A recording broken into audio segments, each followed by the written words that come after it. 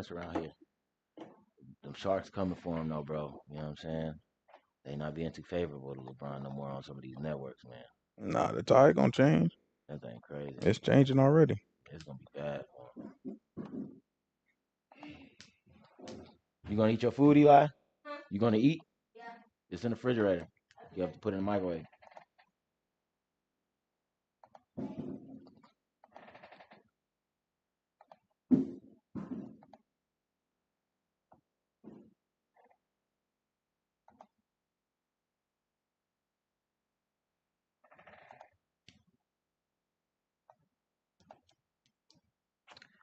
It's working Saturday. I don't know if I'm gonna be able to get over that thing. That thing is tough, bro. I'm telling you, it's so hard. I feel you. That thing would be next to impossible for me. Yeah, everything else is like I could deal with. I'm like, bro, this gotta change, bro.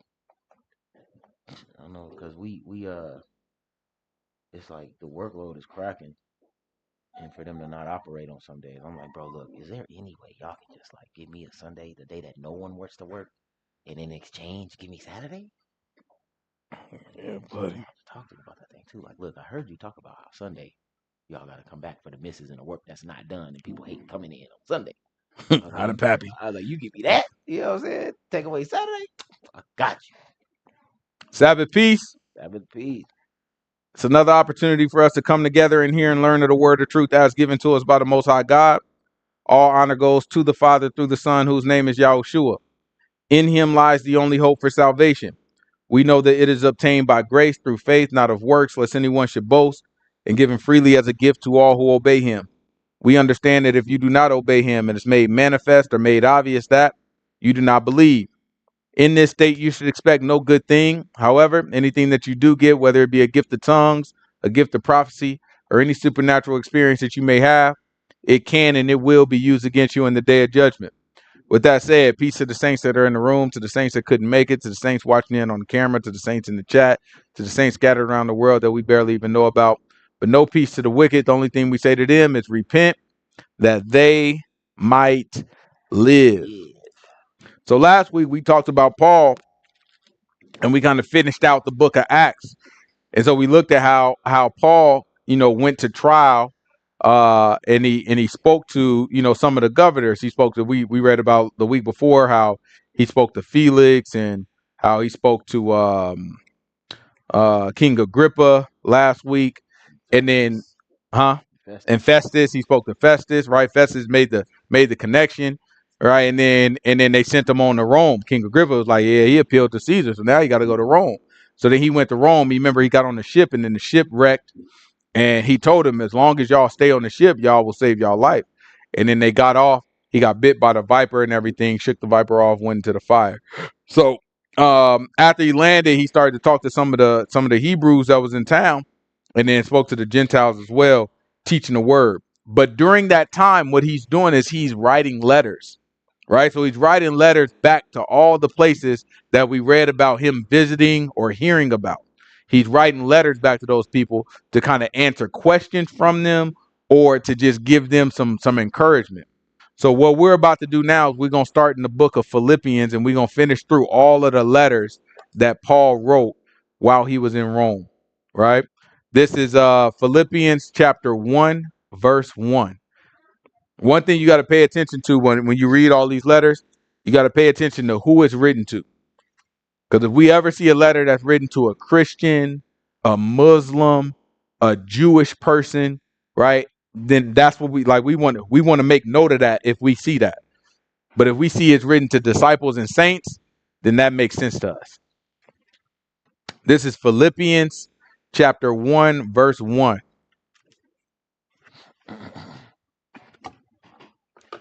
Paul and Timotheus, the servants of Yahushua the Messiah, to all the saints in the Messiah, which are at Philippi, with the bishops and deacons. Right? So you see how he wrote it to all the saints that were in Philippi. Right? If you a saint of the Messiah, you're in Philippi, that's what we wrote this letter to. It's not written to Christians. Right? It's very important because we start to adapt traditions of the world, and we read those traditions into the book. It's not that we are reading them from the book. We read them into the book, right? We start reading and we start imagining that we see Christian and we see, you know what I'm saying, Muslim, and we see all this other stuff that these people have made up over these years, right? The whole purpose of us going through this book and reading it page by page and reading the Bible in a year every year is so that we understand how to get traditions out of what we read and just get familiar with the written word, right? Let's keep going. Watch this. Grace be unto you and peace from God our Father and from the Lord Yahushua the Messiah. Mm-hmm. I thank my God upon every remembrance of you, always in every prayer of mine, for you all making requests with joy, Mm-hmm. for your fellowship in the gospel from the first day until now, being confident of this very thing, that he which has begun a good work in you will perform it until the day of the Messiah. Even as it is appropriate for me to think this of you all, because I have you in my heart, insomuch as both in my bonds and in the defense and confirmation of the gospel ye are partakers of my grace. For God is my record, how greatly I long after you, all in the bowels of Yahushua the Messiah. And this I pray, that your love may abound yet more and more in knowledge and in all judgment, Mm-hmm. that ye may approve things that are excellent, that ye may be sincere and without offense to the day of the Messiah. Right? That you approve things that are excellent. That means that we're able to recognize and call out that's the way it's supposed to be. Right? When somebody is behaving properly, when somebody has good judgment, when somebody understands the word properly, we're supposed to be able to say that's the way it's supposed to be. Right? Keep going. Being filled with the fruits of righteousness, which are by Yahushua the Messiah unto the glory and praise of God. But I would ye should understand, brethren, that the things which happened unto me have fallen out rather unto the furtherance of the gospel. Right? So what he's talking about, remember, we just read how he was a prisoner taken to Rome. So that's what he's referring to now that he's writing from Rome. He's saying, look, I just want y'all to know. I know y'all heard, all the rumors. I know y'all heard about what happened to me. Just know this was for the purpose of the gospel spreading, right? For the kingdom to spread. Keep going. So that my bonds in the Messiah are manifest in all the palace and in all other places. And many of the brethren in the Lord, waxing confident by my bonds, are much more bold to speak the word without fear. Some indeed preach the Messiah even of envy and strife, and some also of goodwill. Right? So he's like, some people, they preach the Messiah of envy and strife. So in other words, some people just like trying to compete with me. Like, can you imagine that? Like, so Paul's out there, he teaching the word because he's doing it out of goodwill. He's doing it because that's what y'all put on his heart. Y'all commanded him to do it. He's looking like, well, what else am I going to do other than what y'all commanded me? So he preached the word. Some people, though, look at Paul preaching the word and they looking like, man, I could do that better. Like he don't even deliver it right. You know what I'm saying? Like he ain't saying the right things. They just looking at it like, I could do that better. And so they doing it out of like competition. That's what he mean by strife. They looking at it like, okay, well, no, I could do that better than him. I could probably reach more people than him. I could teach it. Like if I taught it, these people would really understand it. If I taught it, I could do it better. Right. And so they end up teaching the gospel, but they really teaching the gospel. Their motivation, though, was out of strife. Right. They want to compete. Keep going. Watch this. The one preached the Messiah of contention, not sincerity, supposing to add affliction to my bonds. But the other of love, knowing that I am set for the defense of the gospel. Right. So he said one person just trying to make it hard on me. They trying to get me out the paint. Right. Everywhere I go and I get to preaching the word, they looking like, oh no, we gonna preach over there. They trying to set up shop and just get me completely out of there. Right. So when he looks at it, he's looking like, man, it's one that do it sincerely out of love. And it's the other one that's just doing it to like give strife to me, right? For contention, right? They trying to contend with me, right? That's the only reason they doing it. But watch what he say next. What then? Notwithstanding, every way, whether in pretense or in truth, the Messiah is preached, and I therein do rejoice, yea, and will rejoice.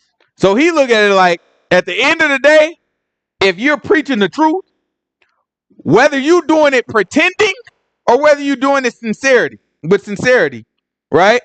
Either way, I rejoice because the truth is being preached, right? The Messiah is being preached. His name is being spread. You're not spreading lies. You trying to contend with me, and so it forces you to tell the truth. You're not doing it for the right reason, but you know what? At the end of the day, Messiah being preached. Where does he get that from? What do you say? He who is not against me. What do you say? He who is with me, and who is not against me is scattered abroad. That's right. Scattered abroad. Right. Give me Mark chapter 9. Give me Mark chapter 9. Give me verse 38. What you gonna guess? What was you gonna guess? Verse 1? Oh no. Not this time. I have notes on this one, so you know what I'm saying. I ain't got to remember this one. It's in Mark chapter 9. Give me verse 38.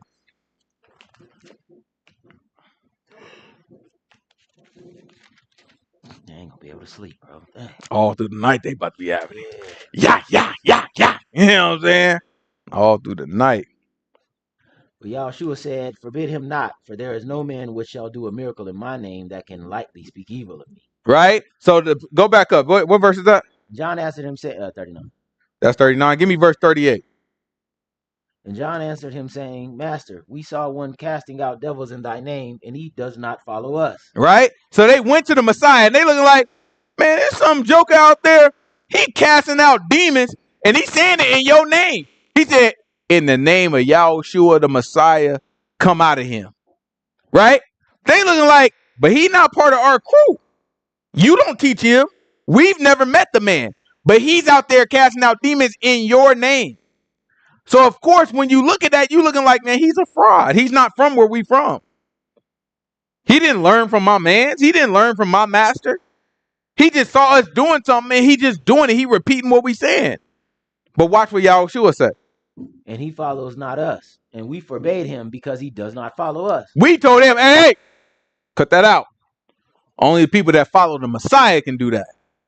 Right? But watch this.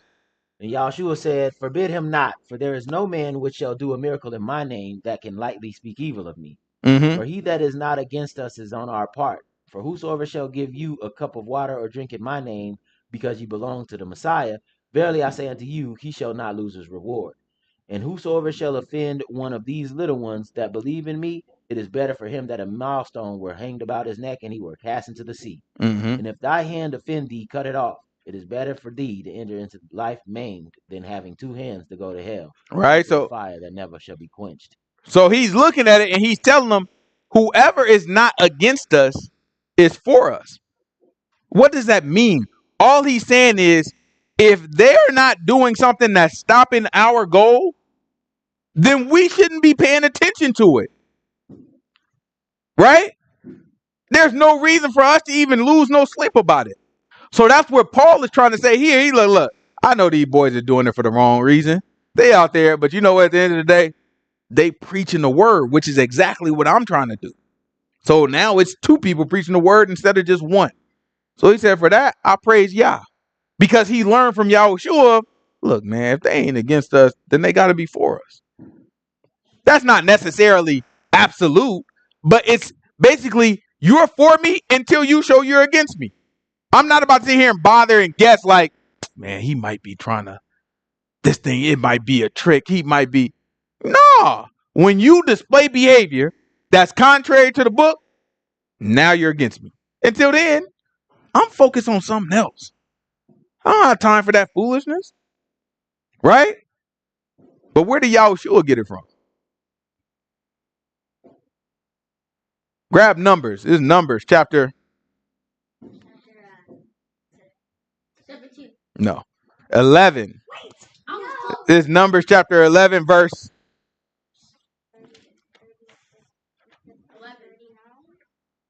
Verse 1. Oh, what? This is verse 1. This Numbers chapter 11, verse 1. And when the people complained, it displeased Yahuah. And Yahuah heard it, and his anger was kindled. And the fire of Yahuah burnt among them, and consumed them that were in the uttermost parts of the camp. Mm-hmm. And the people cried unto Moses, and when Moses prayed unto Yahuah, the fire was quenched. And he called the name of the place Taberah, because the fire of Yahuah burned among them. Mm-hmm. And the mixed multitude that was among them fell a lusting, and the children of Israel also wept again, and said, Who shall give us flesh to eat? We remembered the fish which we did eat in Egypt freely, the cucumbers, the melons, and the leeks. Look, when we was in onions, and the Egypt, garlic. man, we had melons. We had fish, right? We had onions. Oh my goodness. You had flavor on the food back in the boy. And now what we've been eating? We've been eating manna. Man, You know what I'm saying? We've been eating manna every day. You know what I'm saying? Now it tastes sweet. You know what I'm saying? It tastes sweet now, but it's like the same thing every single day. That's what we gotta eat. We've been just drinking water out of rocks. You know what I'm saying? Wherever we can find some water, we drinking it. Man, I miss Egypt. Yeah, you can get you a nice fish out in Egypt. You remember that fish shop? Yeah, JoJo fish shop. You remember that fish shop? Oh man, that's what we sitting around doing. We reminiscing like, man, we had potatoes back in Egypt. Ah, miss, when was the last time you had a potato? And I had one, you know what I'm saying? Probably the day before we left. Man, that was like a year ago at this point. I think maybe 2 years ago at this point. Right? So we looking at it just reminiscing about what we used to have in Egypt. Watch this though. Keep going. but now our soul is dried away. There is nothing at all besides this manna before our eyes. Mm-hmm. And the manna was as coriander seed, and the color thereof was as the color of bdellium. And the people went about and gathered it and ground it in mills, or beat it into mortar, and baked it in pans, and made cakes of it. And the taste of it was the taste of fresh oil. And when the dew fell upon the camp, and the Whoever tasted oil? Oil, you tasted oil? What oil tastes like? But what taste do it have? Don't really got a taste, do it? You know what I'm saying? So imagine eating something that just very light in taste. You know what I'm saying? It's just real light, like it don't have a ton of flavor. But every day you eat it. So you know what they started to do? Read that last part again. Watch this. and the people went about and gathered it and ground it in mills. So they gathered it. And every day you gather and you eat it. So at some point, you want to do something different. So you looking like, let me see if it tastes different. Bring the meal over here. So they start grinding it down and breaking it into pieces. Because it's like, let me eat it differently because maybe it'll taste different. You know what I'm saying? Look, sometimes Tasha make tacos. Now sometimes she make the tacos and she'll take the tortilla. Me personally, what'd you say? Like a Mexican? Say it again. Say it again. Tortilla. You know what I'm saying? Tortilla. How you say it? You take it and you put it inside. I tell her, put it inside of the Ziploc bag and throw it inside the microwave. You know what I'm saying? Because that's how I was raised. You know what I'm saying? Where I'm from, you throw that thing in the microwave, put it in there for about 30 seconds, make it all soft, and then dump your taco meat in there, put a little ketchup and sour cream and cheese on it. That's a taco. That's disrespectful. That's a taco. You know what I'm talking about? That's disrespectful. But it tastes good. But then Tasha come out and she get to frying her. You know what I'm saying? She take her shell, fry it in there with a bunch of oil. It's dripping and greasy. You know what I'm saying? Bunch of oil, put it in there. And it tastes like a totally different dish. It don't even taste like, she does nothing different. She cooked the meat the same. It's the same cheese. It's the same everything else. But just that shell, you know what I'm saying, being prepared a little differently, give it a whole new flavor.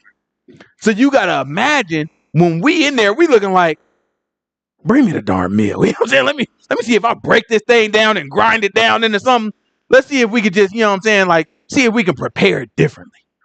You know what I'm saying? Because a burger is beef and tacos are beef. But do they taste the same? No. You know what I'm saying? So it's like, maybe we can make this thing taste a little different. So they grind it in the mills. What else they do? And baked it in pans and beat it in mortar and baked it in pans and made cakes of it. Wait. They say they beat it in mortar. You know what I'm saying? So they in there, bow. They breathing, because when you take bread, sometimes you got to beat the bread down. You know what I'm saying? So they treating it like bread and they beat it. What else they do? And baked it in pans and made cakes of it. So they baked it in pans. So they baked it, flattened it out, put it in the pan, heated it up, and then they tried to make a cake. Right? They tried to do all these different things to make it different. But let's see. And the taste of it was as the taste of fresh oil. Still tastes like oil. You know what I'm saying? After they got done with it, it still tastes. If you go get you some oil right now, Get you some vegetable oil, canola oil, olive oil, any type of oil, right? You put it, it's gonna taste like nothing. You know what I'm saying? Gonna have a very light taste to it, not a lot of flavor. And that's how this tasted. Keep going. And I just want y'all to see, because y'all have to see. A lot of times we hard on ourselves. We hard on our ancestors. We be looking like, oh, those rebellious Israelites, they just never want. But you have to understand, they're not complaining without a cause. It's like when David walked up to see the Goliath and his brother tripped on him. Remember his brother tripped on him? His brother like, man, what you just came out here to be nosy, just trying to see stuff. And David was like, is there not a cause? You know what I'm saying? Like, this man calling all y'all out. He about to whoop y'all out. Is it not a cause that I'm out here? And they're complaining. It's a cause, right? It's a reason that they're complaining, right? So the reason that they're complaining is because they've been 2 years eating a very lightly flavored substance, right? That's kind of like bread, you know what I'm saying? But it's like very lightly flavored. And so it's like I've been eating the same thing for 2 years. Could anybody imagine eating even something that tastes? What's your favorite food? What? Oh my gosh. What's your favorite food? Okay, there we go. You know what I'm saying? Musabi. All right, so pizza. So look, can you eat pizza 2 times a week? No? 3 times a week? 1 time a week? Just 1 time a week? Imagine having to eat pizza every single day for 2 years. You'd be all pizza out. You'd turn into a darn pizza. Right? So that's where they're at right now. They looking like, man, we've been eating this stuff for 2 years. Somebody give us something. So they talking like, man, don't you miss? Man, it was so much fish. You don't remember JoJo Fish Shop? Boy, you go over there on Egyptian Street. You get in there, you break that thing down. They break it down, put it out there. They season it nice, put a little oil on there. Boy, JoJo can make that fit, didn't he? He made that fit. Everybody looking like, yeah, boy, I remember. So we all talking about how it used to be in Egypt. And now we start complaining. Like, man, at least when we was in Egypt, at least we had some darn fish. Now we eating this, whatever it is. We can't even break that thing down, put it in the side of a pan and make a cake out of it. It still tastes like darn nothing. Right? Keep going. Watch this. And when the dew fell upon the camp in the night, the manna fell upon it. Then Moses heard the people weep throughout their families, every man in the door of his tent. And the anger of Yahuah was kindled greatly. Moses also was displeased. And Moses said unto Yahuah, why hast thou afflicted thy servant? And wherefore have I not found favor in thy sight, that thou layest the burden of all this people upon me? Have I conceived all this people? Have I begotten them, that you should say unto me, carry them in thy bosom, as a nursing father bears his suckling child into the land which you swear unto their fathers? Right. So now Moses talking to the Most High God. He looking like, man, why you put these people on me and I got to carry them all by myself? Like, why am I responsible for every one of them? Like, they're rebellious. They don't appreciate this stuff. Because Moses looking at it from a different view, the view that we should be looking at it. This is a miracle. Like, we are out in the middle of nowhere and you got stuff falling from the sky and you got food growing from the ground every morning for us to eat. This has never happened to anybody. He's looking at it like, this is amazing. Sure, we got to eat the same thing for 2 years and for 40 years, really. But this is amazing. Nothing like this ever happened for anybody. Our brothers and sisters, our ancestors, they were kind of looking at it a little differently. They're looking at it just like, I'm exhausted of walking around and eating this stuff because I had an expectation that we are going to leave Egypt and go right to our new land. They would have if, Well, they never were going to go right to the land. You know what I'm saying? But they wouldn't have took 40 years. You know what I'm saying? But you know what I'm saying? Like, they had an expectation. Remember, this is happening before. This happened before the 40 years got put on them. So, like, they probably like 2 years in.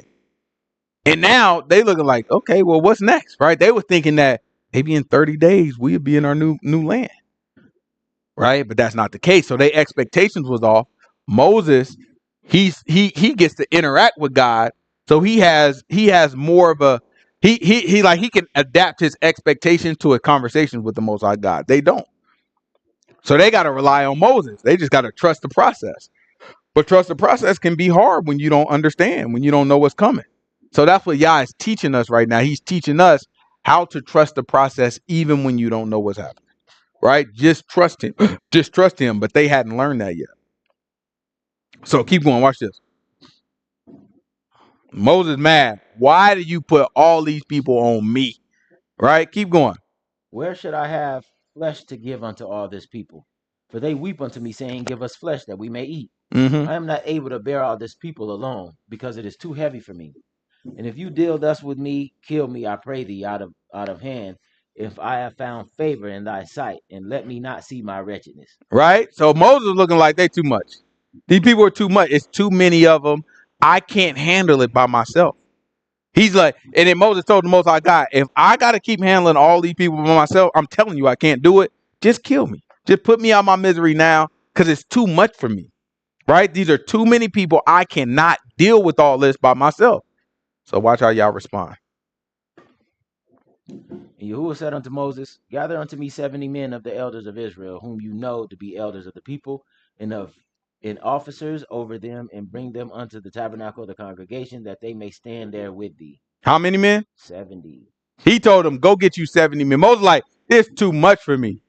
Most High God was like, go gather 70 men. Let me show you something real quick. All right, keep going.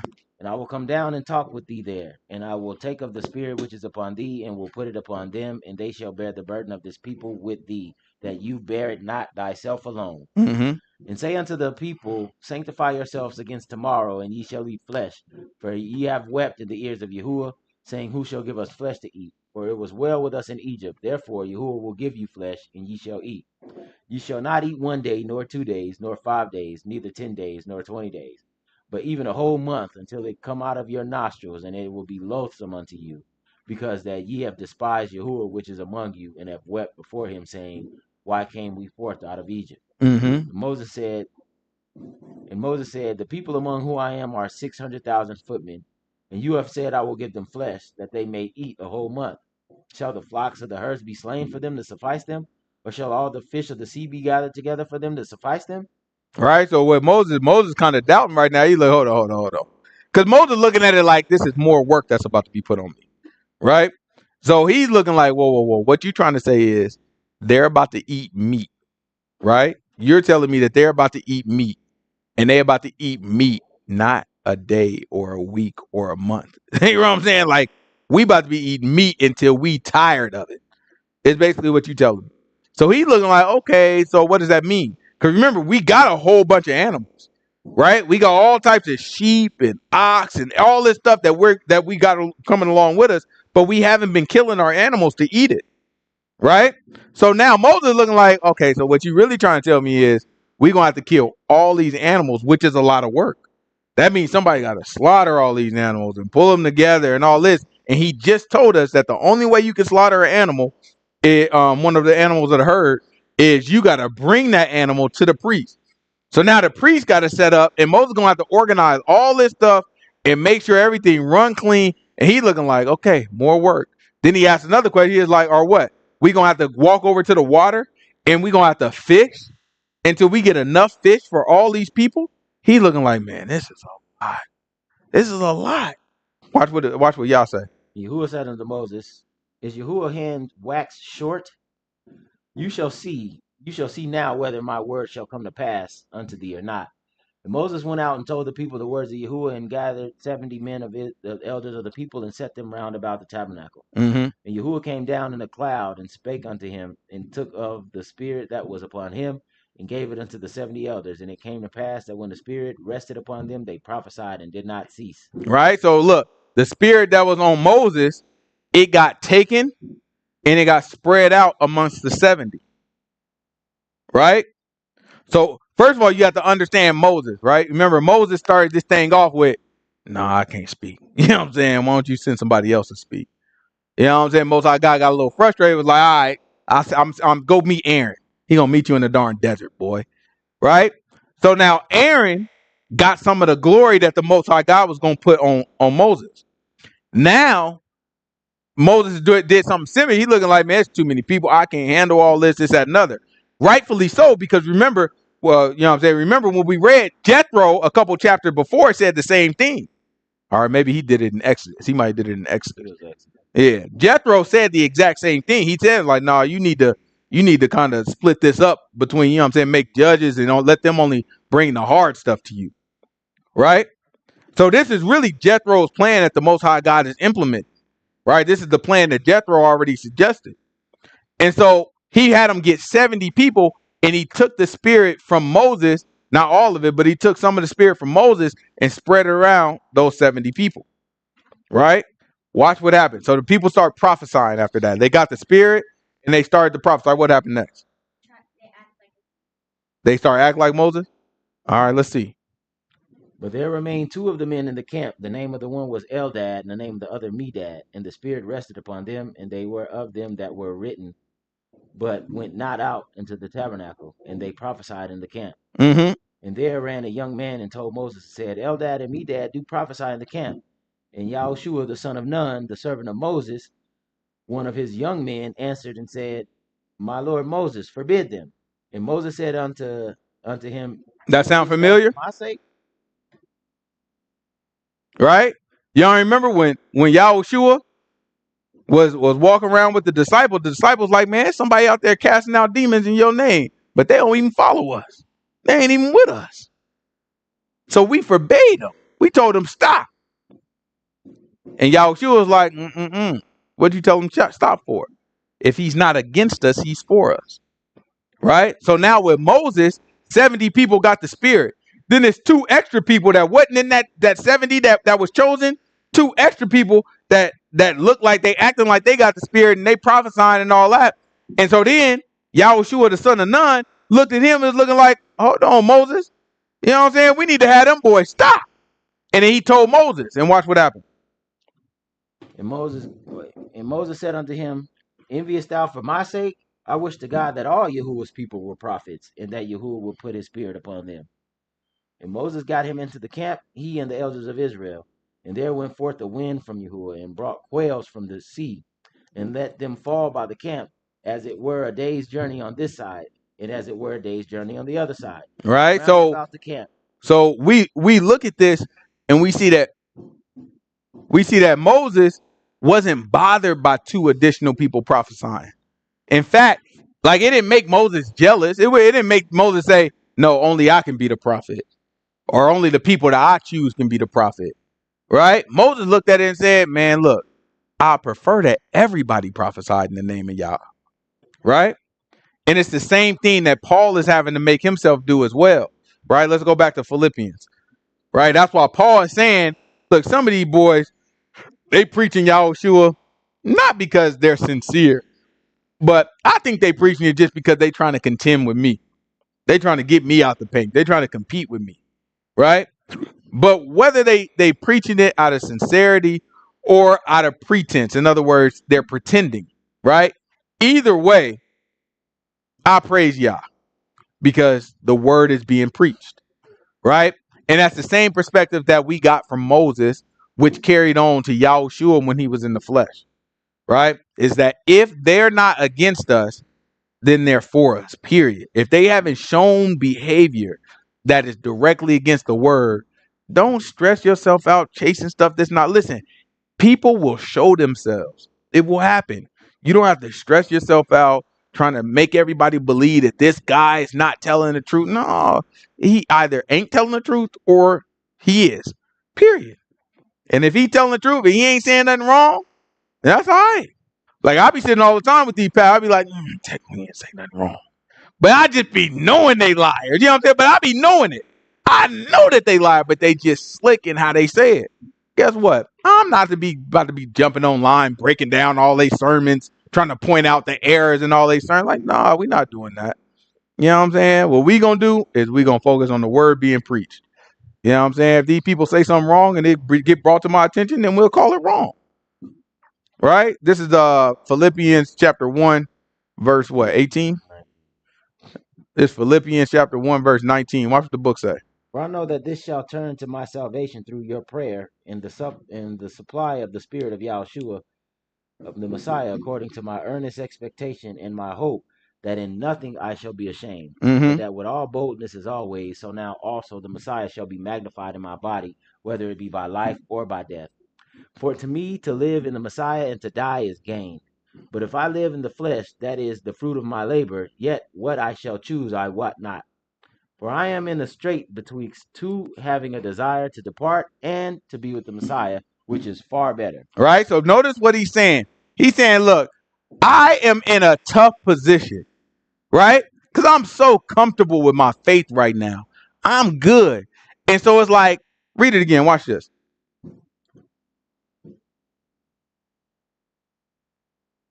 According to my earnest expectation and my hope that in nothing I shall be ashamed. But So that, look, when he said nothing I shall be ashamed, he's saying I'm so comfortable with my faith. Like there's nothing going on that I'm doubtful about, that I feel like, oh, I might get in trouble with it. He's not ashamed about anything. He's so comfortable with his faith. He's so strong in his faith right now. He's looking like, I'm ready. I'm good. I know for a fact there's no doubt in me that if I die today, when I wake up, I'm getting into the kingdom. That's how he's looking at it. There's so much confidence in his faith, right? But watch what he say next. so now also the Messiah shall be magnified in my body, whether it be by life or by death. Right? So he said, look, either way, whether I'm alive or dead, the same outcome. Yahushua would be magnified because that's where my faith is. So now he's going to tell you how he said in a strait, but what that means is he's in a tough predicament, right? He's in a tough spot. He's at a fork in the road. Watch what he describes. For to me to live in the Messiah and to die is gain. But if I live in the flesh, this is the fruit of my labor, yet what I shall choose I would not. Right? So he's saying, I got two options. I can live in the Messiah or I can die. And for me, dying is gain. Why does he say dying is gain? Because he'll be resurrected. Because now he can rest until the resurrection. Right? If you die, you sleep until the Most High God send Yahushua back and Yahushua say, get your butt up. You know how, like, you ever been excited? You ever, like, somebody tell you, you know what I'm saying, you got a field trip tomorrow and you can't wait, right? So you go, you pick your outfit out. Maybe it's the first day of school. You know what I'm saying? We used to be excited about the first day of school sometime too, right? So you know what I'm saying? You pick your outfit out. You super excited. You trying to think of everything. Okay, do I got this? Do I got that? Do I got that? Okay, whew, this is it, boy. This is it. I'm about to kill him with this one. You know what I'm saying? You pick that first day of school outfit out. Oh man, I'm about to kill him with this thing. So you can't wait to start, right? What do you do after you pick everything out? What do you do?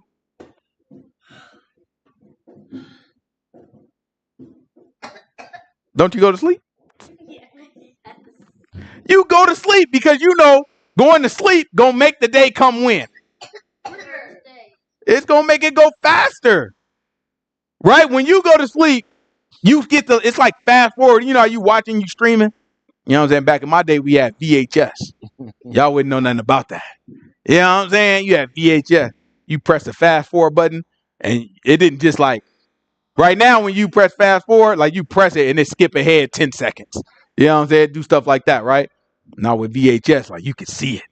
You know what I'm saying? It's big old squiggly lines. Really was the fast forward. You have to stop it, then fast forward. Yeah. Yeah, you know what I'm saying? You get the squiggly line through the thing. You can hear it. Everybody moving fast and stuff. You know what I'm saying? Or like brother said, you stop it. You know what I'm saying? And then fast forward super fast. And that thing make a noise in the thing. You know what I'm saying? You hear that thing going. Yeah. You know what I'm saying? I don't know nothing about that. But you know what I'm saying? When you sleep, that's kind of what it is. It's kind of like you just wake up and it fast forward all the way to where you wake up. Right? So when you excited about something, you just want to go to sleep. Like, and it's hard to go to sleep because you're so excited. You're like, oh my goodness. Did you see that outfit though? I'm gonna kill him with that outfit. I can't. Everybody gonna love this outfit. It's gonna be so. And my first period teacher probably about to be cracking because I got misses. You know what I'm saying? So you so excited, you think about everything. You can't even fall asleep. So you just like, okay, fall asleep, so that they can come faster. Fall asleep so that they can come fast. That's how Paul feeling, right? Paul's looking like I just want to get into the kingdom, and so if I live, I'm going to live to the glory of Yahushua, and I understand the work and I appreciate the work. And you know what I'm saying? It's good. But at the same time, when I die, it's gain for me because I can fast forward to the good part. I ain't got to deal with no more of this suffering. I ain't got to deal with no more of this stuff we dealing with. I could just fast forward to the good part, to my favorite part of this movie. I can fast forward to the kingdom, right? So watch what he say. But if I live in the flesh, this is the fruit of my labor, yet what I shall choose I would not. For I am in a strait between two, having a desire to depart and to be with the Messiah, which is far better. Nevertheless, to abide in the flesh is more needful for you. Right? So he's saying, I'm in a strait. In other words, I'm conflicted about these two options I have. I haven't chosen one yet. But it's like, it's far better for y'all if I stay in the flesh. Right? In other words, if I stay in this body, if I'm stay alive, it's far better for y'all because I still got some teaching I can do. I can help y'all move along. I can get y'all to where y'all need to be. Right? But it's like, the other hand is, it's far better for me if I just die so I can be with the Messiah. Right? Because remember, if I go to sleep, fast forward, boom, I'm going to be with the Messiah. Right? So watch this. Keep going. I know that I shall abide and continue with you all for your furtherance and joy and faith, that your rejoicing may be more abundant in the Messiah for me by my coming to you again.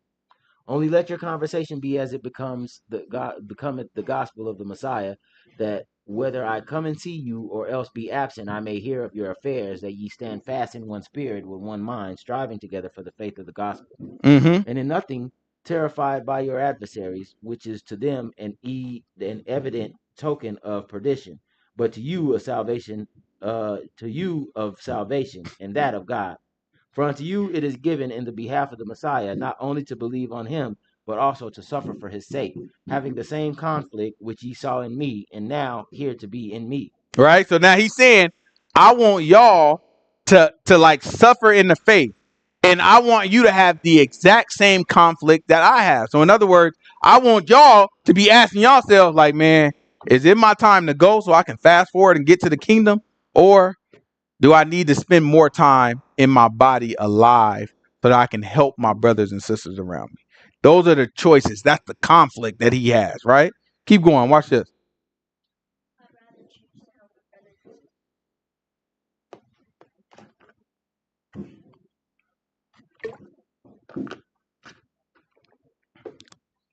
If there be therefore any consolation in the Messiah, if any comfort of love, if any fellowship of the Spirit, if any bowels and mercies, fulfill ye my joy, that ye be like-minded, having the same love, being of one accord, of one mind. Let nothing be done through strife or vainglory, but in lowliness in mind, let each esteem others better than themselves. Look not every man to his own things, but every man also on the things of others. Let this mind be in you, which is also in the Messiah Yahushua, who being in the form of God, thought it not robbery to be equal with God. Right? So he said, look, who being in the same form as Yah, he didn't see it as robbery to be equal with Yah. What does that mean? Right? When he's talking about he's in the same form as Yah, basically he's saying what John 1 said, that in the beginning was the Word, and the Word was God, and the Word was with God. And the Word became flesh. He's saying in the beginning, Yahushua had he was Yah. Right? That was it. Ezra. Right? At the beginning, he was Yah, and they were all one. He was one. Right? Then at some point, he became flesh. And when he became flesh, he didn't look at it like I stole something from Yah. He didn't look at it like I didn't belong with you. I didn't belong being one with you. That's not how he saw it. So in other words, he's looking at it like, yeah, that was me. You know what I'm saying? I was God. You know what I'm saying? Like, he looked at it like that. He counted it as something that belonged to him. He didn't look at it as something that he stole or somebody did him a favor. It belonged to him. But even though it belonged to him, watch this. who being in the form of God thought it not robbery to be equal with God, but made himself of no reputation, and took upon him the form of a servant, and was made in the likeness of men. And Right? So it's not like he felt like an imposter, where it was like, well, God shared his glory with me in the beginning, but I really didn't deserve it. So let me just become a man and be in the flesh because that's what I really deserve. Right? What Paul is telling you, like, that wasn't his mindset. His mindset was, I'm 100% Yahuah. But now I'm going to be in the spirit and I'm going to become flesh. Right? And as I become flesh, now I'm going to take on a servant, even though I know I am Yahuah. I'm going to take on the position of a servant. Right? I'm going to take on the position of somebody that's going to work and that's going to serve God and teach the people how to serve God. So when all the people that don't believe in Yahushua being Yahuah, all the people, they look at it like, okay, so you mean to tell me the Son is the Father, but the Son prays to the Father. So really what he's saying is, Lord, myself, you know what I'm saying, will you bless me out of that? When they say that, it's like, well, that's funny, but yeah, that's kind of what's happening. Because he's trying to show y'all, even though he is God, he can humble himself as a man to God to show us how we should be humble. So the point that Paul is trying to make is, goodness gracious, if God himself can take the form of man and be humble, right? Then how in the world can't we, who've always been designed to be a servant to Yah, how can't we be humble? Why do we struggle with serving the Most High God? Right? Keep going. Watch this. being found in fashion as a man, he humbled himself and became obedient unto death, even the death of the cross. Wherefore God also has highly exalted him and given him a name which is above every name, that the name of Yahushua every knee shall bow, in all of things in heaven and things in earth and things under the earth, Now watch this. and that every tongue should confess that Yahushua the Messiah is master, to the glory of God and the Father. Glory of God the Father. Wherefore, my beloved, Wherefore, my beloved, watch this. as ye have always obeyed, Uh-huh. not as in my presence only, but now much more in my absence. Right? So look, when I'm there, y'all obey. But even when I'm gone, because remember, he's locked up. He's in Rome, right? So he's like, now that I'm gone, still continue to obey even more in my absence. Watch this. Keep going. But now much more in my absence, work out your own salvation with fear and trembling. Uh-huh. And remember the theme of what he's talking about. Remember, his theme is, I'm in a conflict because, like, I kind of feel like it's my time to go. I kind of feel like I'm ready to die, right? Because death for me is gain. I get to fast forward to see the kingdom. But at the same time, if I'm present, in other words, if I'm alive, then I get to teach y'all and guide y'all along. So he's like, I'm in this conflict. I don't know which one I should choose. But at the same time, like, I'm ready to die. I'm absent. If I'm alive, I'm present. I don't know which one, right? But watch this. For it is God which worketh in you both to will and to do of his good pleasure. Uh-huh. Do all things without murmurings and disputings, that ye may be blameless and harmless, the sons of God without rebuke, in the midst of a crooked and perverse nation, among whom ye shine as lights in a world, holding forth the word of light, that I may rejoice in the day of the Messiah, that I have not run in vain, neither labored in vain. Yea, and if I be offered upon the sacrifice and service of your faith, I joy and rejoice with you all. For the same cause also do ye joy and rejoice with me. But I trust in the Master Yahushua to send Timothy shortly unto you, that I also may be of good comfort when I know your state. For I have no man like-minded who will naturally care for your state. For all seek their own, not the things which are of Yahushua the Messiah. But ye know the proof of him, that a son with the Father he hath served with me in the gospel. Him therefore I hope to send presently, so soon as I see how it will go with me. But I trust in the Master that I also myself shall come shortly. Yet I suppose it necessary to send to you Epaphroditus, my brother and companion in labor and fellow soldier, but your messenger, and he that ministered to my wants. For he longed after you all, and was full of heaviness, because that ye had heard that he had been sick. For indeed he was sick, nigh unto death, but God had mercy on him, and not on him only, but on me also, lest I should have sorrow upon sorrow. Mm-hmm. I send him therefore more carefully, that when ye see him again, ye may rejoice, and that I may be less sorrowful. Receive him therefore in the Messiah with all gladness, and hold such in reputation, because for the work of the Messiah he was nigh unto death, not regarding his life, to supply your lack of service toward me.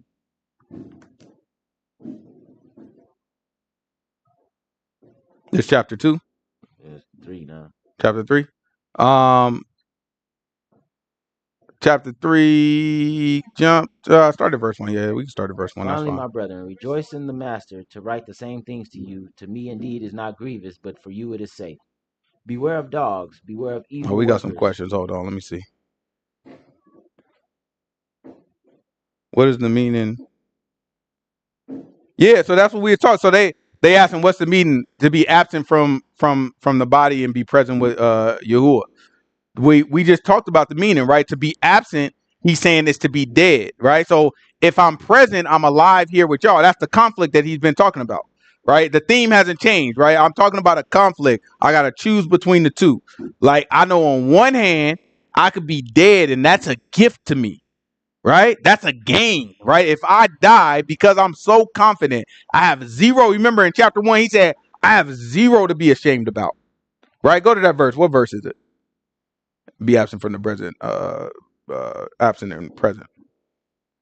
Absent from the body, present with Yahuah. That's not in this. It's not in Philippians. Didn't we just read it? We just read it. Well, yeah, what you're referencing, not in Philippians. It's the same concept, but it's not. Where's it at? That's Thessalonians.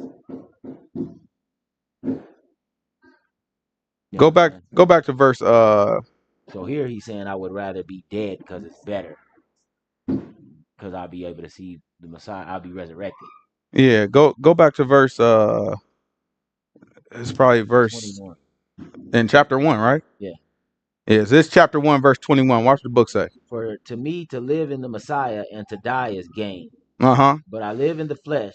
This is the fruit of my labor. Yet what I shall choose I wot not. For I am in the strait between two, having a desire to depart and to be with the Messiah, which is far better.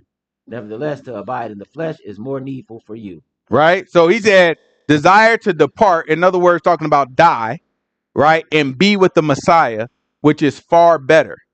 Right. For him, he's saying this is what I prefer. Right. To like depart and be there is what I prefer. 2 Corinthians, where is that? Okay, let's go to 2 Corinthians chapter 5, verse 8. Dang. All right. I thought it was Thessalonians. This 2 Corinthians chapter 5, verse 8. And then we're going to jump back over in the Philippines. Philippians.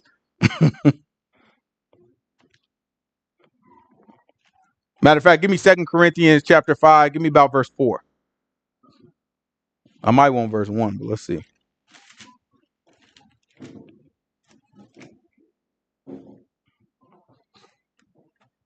For we know that if our earthly house of this tabernacle were dissolved, we have a building of God, a house not made with hands, eternal in the heavens. For in this we groan earnestly, desiring to be clothed upon with our house which is from heaven. Right? So we desire to be clothed upon with our house, which is from heaven. That's talking about the resurrection. Right? Remember, Yahushua said that in chapter 5, he said that he gonna resurrect the living, he gonna resurrect the dead onto life and onto death. Those onto life get a new body and they go into resurrection. So that's being clothed with a gift from heaven. That's talking about the resurrection. Keep going. Watch this. For if so be that being clothed, we shall not be found naked. For we that are in the tabernacle do groan, being burdened, not for that we would be unclothed, but clothed upon that mortality might be swallowed up of life. Uh-huh. Now he that has wrought us for the selfsame thing is God, who has given unto us the earnest of the Spirit. Therefore we are always confident. When he said the earnest of the Spirit, in other words, he's saying a token, right? So imagine somebody promising you something. Somebody say, listen, I just need you, I just need you to work for me, you know what I'm saying, for the next 2 months. And I'm gonna pay you at the end of it, but I can't pay you until you get to the end of that 2 months. And you looking like, man, how I know you're gonna pay me? I do all this work. And so what he saying, look, I'll tell you what, I got a little bit for you right now. And he hands you $1,000, right? You say, okay, look, I got a little bit for you right now, but for real, the real payment gonna come at the end. So you say, okay, good. This kind of proves to me that you really gonna give me the money. If you gave me the $1,000, I believe you'll give me the rest of it. So that's like an earnest, right? It's like a token. It's like a goodwill to show you I'm serious about what I'm talking about. You can trust me, right? And so when Yah gave the gifts of the Spirit to the disciples, that's kind of what that was. It was giving them something that they can trust, because this is about to be a long road. Then you're gonna die, and then years later, I'm gonna come back and resurrect you, right? So everybody kind of sitting here waiting for it. So he had to give them a little earnest. So that's why the disciples early on got the Spirit, and they got to do miracles and prophesy, because that was something to give them as like a token to show I'm serious about what I'm telling y'all. What everything I'm promising y'all is really gonna happen, right? So he gave them the earnest of the Spirit. Keep going. Therefore, we are always confident, knowing that while we are at home in the body, we are absent from the master. For we walk by faith and not by sight. We are confident, I say, and willing. He said, we walk by faith and not by sight. Right? Watch that. We are confident, I say, and willing rather to be absent from the body and to be present with the Lord. He said, I would be confident and willing to be absent from the body. In other words, dead, right? Sleep, right? And be present with Yahuah, because that's what happens at the end of the sleep, right? When the resurrection comes, let's do some talking. This is this 1 Thessalonians chapter 4 verse 1 Thessalonians chapter 4, give me verse 13. It's 1 Thessalonians chapter 4 verse 13. Everything is about the revelation. I mean, about the resurrection. Everything is about the resurrection. Like, you have to, that's the hope that we got to have. Like, that's the hope that saves us.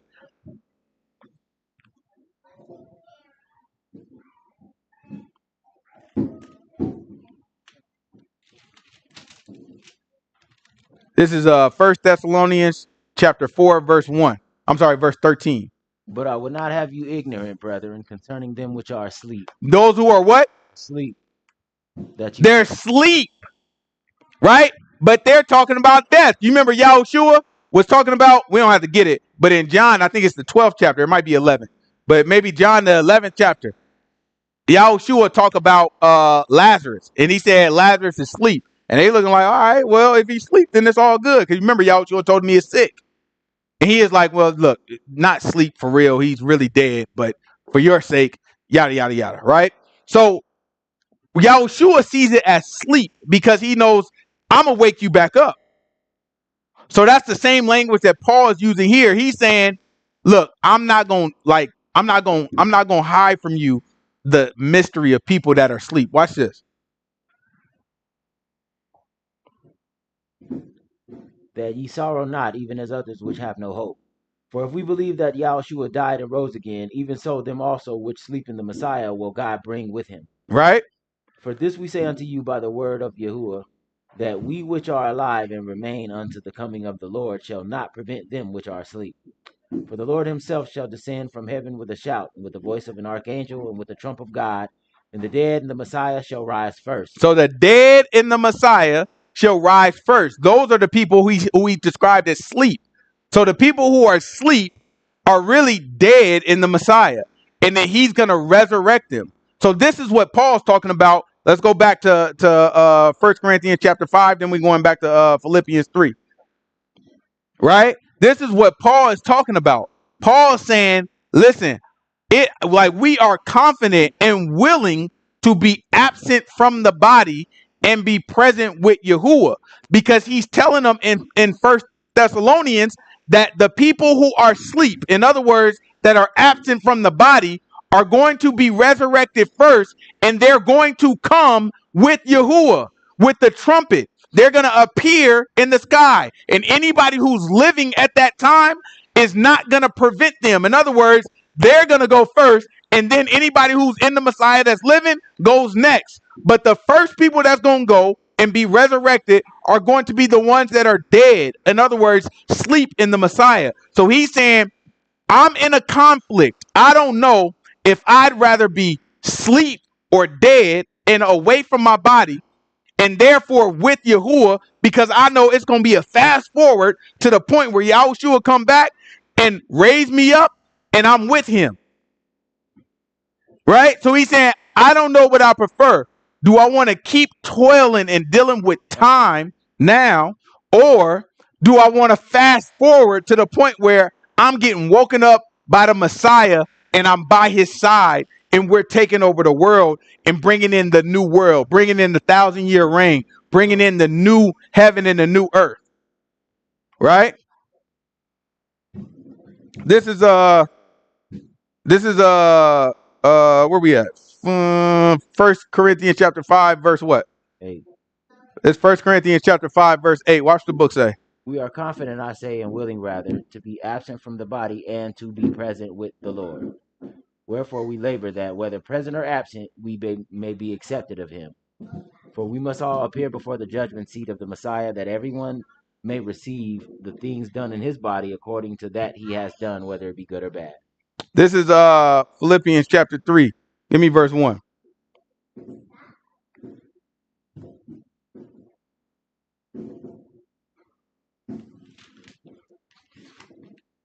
I'm happy that helped, Brother Steve. Finally, brethren, rejoice in the master. To write the same things to you, to me indeed is not grievous, but for you it is safe. Right? So listen to what he's saying. He's saying, look, rejoice. Because to write the same thing. Matter of fact, if I'm not mistaken, when we went over 2 Corinthians, we already went over that. Right? But listen, for us to go over the same thing, for me, it's not grievous. It's safe. That's what he's saying. He basically saying, listen, I keep telling y'all the same thing. That's what Paul's. I keep telling y'all the same thing. But he said, that's okay though. For me, it's not grieving me, right? It's not like a burden to me. It's not like something where I'm like mad, like, oh, I gotta tell you this again. He's like, no, I seriously don't feel that way. He's saying it's safe. Like, it's better for me to keep repeating the same thing to you, for you to keep asking the same question or similar questions. It's safe. Don't feel bad about that. Don't feel like if you need something, then you get it. This is our salvation. I don't care if you forgot. I don't care if you forget every single time. If you forgetting, that means Satan is attacking. If I got to go over the same thing with you every single time, that means Satan is attacking. What's going to be our answer to that? Say, oh, I'm tired of saying that. I'm not going to tell you no more. Is that the appropriate? No, if Satan's under attack, I got to help my brother. If Satan is attacking, I got to help my brother. I got to help my sister. That's my job. So what he's saying here, and I agree with it wholeheartedly, is, look, we can go over the same. We're going to read the Bible every year and talk about the same stuff every year. We're going to go through the book every Bible study and talk about the same stuff every Sabbath study. Guess what? For me, it's not grievous. It's safe. It keeps it in remember. Us keeping this stuff in memory is safe for us. Right? This is safe. Keep going. Watch this. Beware of dogs, beware of evil workers, beware of the concision. For we are the circumcision, which worship God in the Spirit and rejoice in the Messiah, and have no confidence in the flesh. Though I might also have confidence in the flesh, if any other man thinketh that he hath whereof he might trust in the flesh, I more. Circumcised the 8th day, the stock of Israel of the tribe of Benjamin, a Hebrew of the Hebrews. Right. So this is The law. This is Paul saying this is why I should. He's like, if anybody gonna have a confidence in the flesh, it should be me, because he's like, I'm the quintessential. Like, according to the law, I'm the guy. You know what I'm saying? According to the law, I'm blameless. He gonna tell you, watch this. A Pharisee, concerning zeal, persecuting the congregation, touching the righteousness which is in the law, blameless. But what things were gained to me, those I counted loss for the Messiah. Yea, doubtless, and I count all things but loss for the excellency of the knowledge of the Messiah, Yahushua, my master, for whom I have suffered the loss of all things, and do count them but dung, that I may win the Messiah, and be found in him, not having my own righteousness, which is of the law, but that which is through the faith of the Messiah, the righteousness which is of God by faith, Mm-hmm. that I may know him and the power of his resurrection and the fellowship of his sufferings, being made comfortable unto his death, if by any means I might attain unto the resurrection of the dead. Mm-hmm. Not as though I had already attained. He said, not as though what? I had already attained. So he's not walking around like I already got it. I'm saved. Right? He's not walking around like, oh, I already got saved. I remember the day. It was 1998. I was saved. You know how I knew I was saved? Because when the pastor was preaching, the whole room stopped and God started speaking to me. And I knew from that moment on I was saved. Listen, that can really be your experience. That don't make you darn saved. Yahushua told us the man that say, he said, he that endures to the end shall be saved. So guess what? You got to die, be sleep, and then be resurrected. And once you resurrected, then you're saved. Because what does saved mean? Saved is delivered. What are we delivered from? What did Yahushua save us from? He saved us from somebody hurting us, right? He saved us from somebody saying mean words to us. No, you're being saved from death. After you die and you're asleep, that's supposed to be it for you. But Yahushua comes and he resurrects you from it. So you've been delivered from the death that had you captive until he showed up. That is what it means to be saved. You can't already be saved because you still live in dodo bird. It's that Christian stuff that just got us saying stuff and repeating stuff. Now, listen, the Christians, I want y'all to know where the Christians get it from. The Christians get it because they have learned that we need to walk by faith, right? And when you walk by faith, you speak about things that are not as if they are, right? So that's why they say I'm saved, because they're looking at it in the future and they saying I know and I'm very confident that I will be saved. But the problem with that is they've lost the plot. They've lost the context. So now by them speaking in faith in old times, they pass down these traditions without proper teaching. And so now people just say I'm saved as it's a moment in time. And they say once saved, always saved. And all this silly stuff they say. And it's like, boy, you haven't even confirmed that you saved yet. You have to confirm that. That has to be confirmed. When you actually are saved, that means you've been delivered. That hasn't happened yet. That's confirmed only by Yahushua. Right now you have faith, and you can't have faith in something that you already have. Paul told us that in Romans chapter 8, right? You can't have hope for something that you've already obtained, right? Hope is something that you look forward to. Faith is something that you look forward to. Keep going. What verse is this? 13. This Philippians chapter 3, verse 13. Watch what the book say. But I follow after, if that I may apprehend that for which also I am apprehended of the Messiah. Brethren, I count not myself to have apprehended, but this one thing I do, forgetting those things which are behind and reaching forth unto those things which are before. So he's telling you very plainly, I don't consider myself to have obtained salvation. He's saying that. I haven't got it yet. I'm just forgetting everything that came before, and I'm reaching for what's in front of me. Exactly what we just talked about. Let's go ahead and finish it out. Jump over to Philippians chapter 4. You can jump on down to verse 10. We don't have to read the whole chapter. It's Philippians chapter 4. Give me verse 10.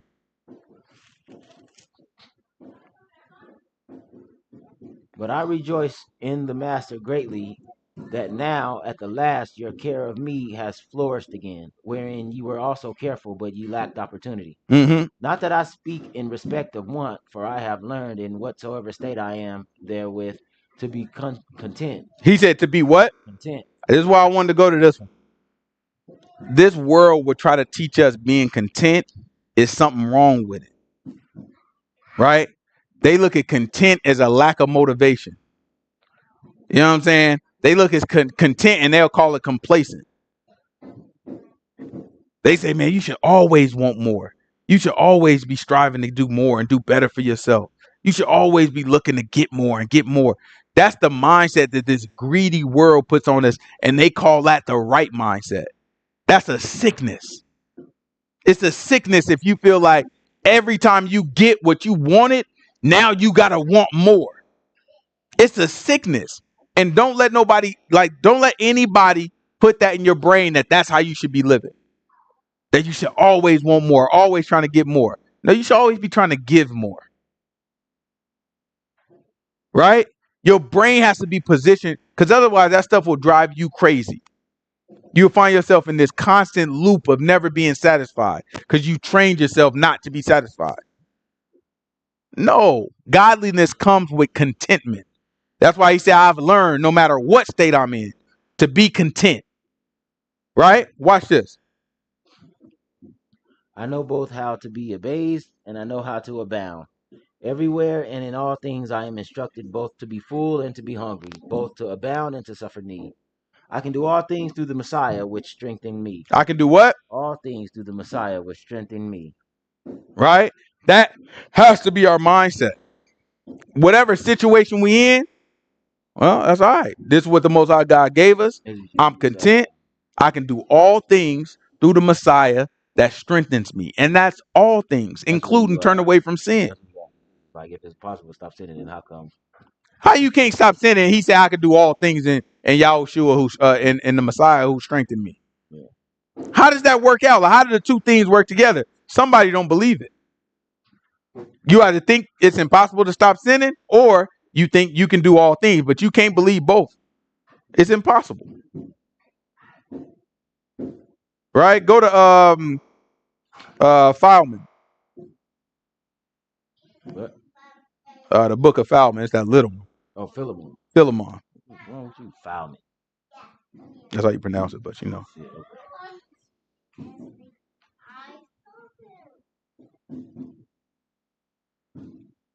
I'm Greek. You wouldn't know nothing about that. Philemon. Like, what? You got an extra book in here I don't know about? It's like one page. I always forget where it is. It's ain't it before like Timothy? Yeah, I don't think so. No, that's like Thessalonians. I'm thinking it's before Hebrews. Oh, that's Titus. Somebody in the chat, if y'all find it, tell me what it's before. Yep. You got it? I was about to say we gotta cheat. Thought so. It was before what? Hebrews. And what's before that? That before that would be Titus. Titus. Paul, prisoner of the Messiah, Timothy, our brother, unto Philemon, our dearly beloved and fellow laborer, and to our beloved Apphia and Archippus, our fellow soldier, and to the congregation in thine house. Grace to you and peace from God our Father, the Lord Yahushua the Messiah. I thank my God, making mention of thee always in my prayers, hearing of the love and faith which thou hast toward the Messiah and toward all saints, that the communication of thy faith may become effectual by the knowledge of every good thing which is in you in the Messiah. For we have great joy and consolation in thy love, because the bowels of the saints are refreshed by thee, brother. Wherefore, though I might be much bold in the Messiah to enjoin thee that which is convenient, yet for love's sake I rather beseech thee, being such a one as Paul, the aged and now also prisoner of the Messiah, I beseech thee for my son Onesimus, whom I have begotten in my bonds, which in time past was to thee unprofitable, but now profitable to thee and me, whom I have sent again. Thou therefore receive him, that is mine own bowels, whom I would have retained with me, that in thy stead he might have ministered unto me in bonds of the gospel. Right. So basically, he just saying, like, hey, I had the young boy with me, and you know what I'm saying, he's been profitable to me, but I'm sending them back to you. So in other words, he's been very helpful to me, but I'm sending them to you. Right. So he's talking to what you call him, Philemon. He said make him sound like a darn Pokemon. You know what I'm saying? He talking to Philemon. It's Philemon. No, it's not. All right, man. I'm trying to let you know. Look, Sister Pam say she pronounced. How you pronounce it, Sister Pam? She said she pronounced it Philemon. Well, she country. Philemon says yes. Love says she pronounced it Philemon. You know if Love pronounced it Philemon is wrong. But keep going. So he said he's sending Philomon some stuff, and he said, listen, this is what you gonna get. You know what I'm saying? You know what I'm saying? You gonna get my man's. I know he wasn't profitable to you for a while. He always been profitable to me, but I'm sending him again because I know he's profitable to you now. Take him. Right? Keep going. But without thy mind would I do nothing, that thy benefit should not be as it were of necessity, but willingly. Mm-hmm. For perhaps he therefore departed for a season that you shouldest receive him forever. Now, not now as a servant, but above a servant, a brother, beloved, especially to me, but how much more unto thee, both in the flesh and in the Messiah. Mm-hmm. If thou count me therefore a partner, receive him as myself. If he has wronged thee or owed thee aught, put that on my account. I, Paul, have written in my own hand, I will repay it. Albeit I do not say to thee how thou owest unto me thine own self besides.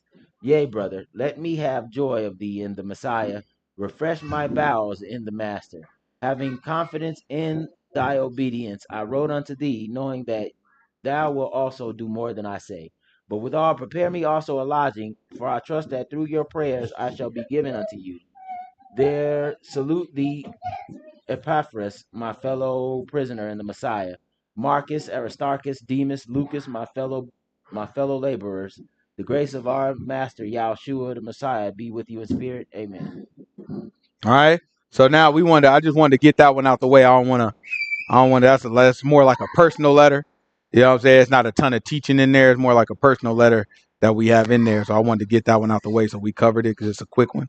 And so then next week, what we'll do is we'll jump into Colossians, right? And we'll start reading his letter to the Colossians and see what we can learn from that one. We got a couple good things in that one. It's a short book too. So we might jump into another book, try to cover 2 books or at least part of 2 books. But we'll see how far we get. It just depends.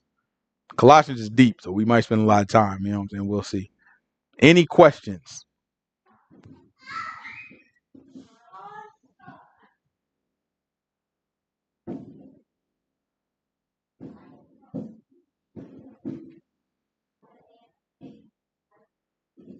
Y'all funny. So tomorrow, we're gonna do the fellowship call, 4:00 Pacific time. If you don't have the information to join the call and you'd like to, you can reach out to us. You know what I'm saying? You can reach out on the number that's on the screen, or on the Taught of Yah email at gmail.com. And if you have any questions that I didn't see in the chat, it showed me Facebook today. It ain't been showing me yet. Brother Steve is on Facebook. It was showing me the Facebook today. They haven't been showing me Facebook lately, so that's good. But if you have questions that you didn't get a chance to answer or get an answer to, or if you didn't watch it live, feel free to just reach out and we'll be more than happy to answer the questions. I don't get as many questions as I used to. We get all the questions in the band app now. That thing keep me busy. You know what I'm saying? But I don't get the questions on the call like I used to. So go ahead and shoot some questions over if y'all got them. Other than that, I praise y'all that y'all don't got questions. I praise y'all that, you know what I'm saying, that y'all are being fed what y'all need from Yahuah, so that we can persevere forward. It looks like there's no questions. So then let's go ahead and pray out.